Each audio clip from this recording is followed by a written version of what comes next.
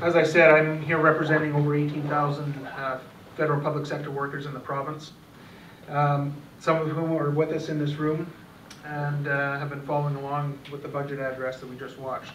I speak for everyone, all of those workers, when I say that this conservative austerity budget, the government is making the wrong choices at the wrong time.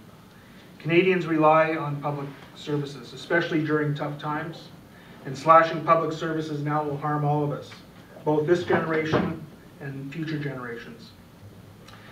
Public services reduce inequality and promote economic, social, and environmental security.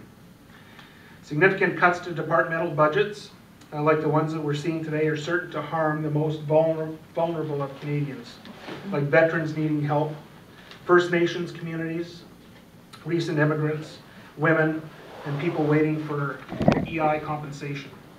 To give you an example, cuts to EI processing centers and service agents continue even as the unemployment rate increases, up to 7.6% in January. I've spoken to members at Service Canada, offices across the province, and they tell me they are swamped.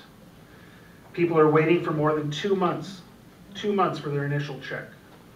In fact, after a public outcry and questions in the House of Commons, Minister Diane Finley was recently forced to rehire contract workers to fill in some of those gaps. Another example, in Veterans Affairs, from all generations are worried about cuts to services that they rely on. The department projects annual cuts of $266 million and 500 jobs before 2015. And this budget will cut another $56 million out of that department. That worries veterans and their families who say that the quality of service has already been seriously affected. In 2010-2011, only 50% of the service standards were able to be achieved at Veterans Affairs. Cuts to government services will also compromise Canadians' health and safety and the quality of our environment. In the summer of 2008, 22 Canadians died after eating cold cuts tainted with listeria. Dozens more were left seriously ill. And after public inquiry and many months of pressure, the government promised to hire more frontline inspectors.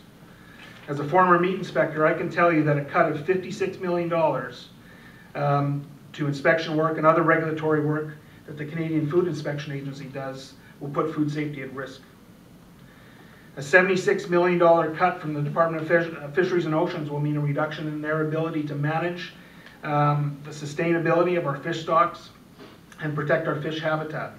And all cuts at Environment Canada will weaken the department's ability to protect and monitor the environment. Slashing public services like the ones I've just mentioned and others will devastate the social, environmental, and cultural services that Canadians rely on and the federal government workers provide. We have several background papers here today with more detailed information, and I urge you to pick one of those up. The Public Service Alliance of Canada says no to the conservative austerity budget and demands a better way forward, a budget that protects our economy and invests in strong public services that Canadians so sorely need.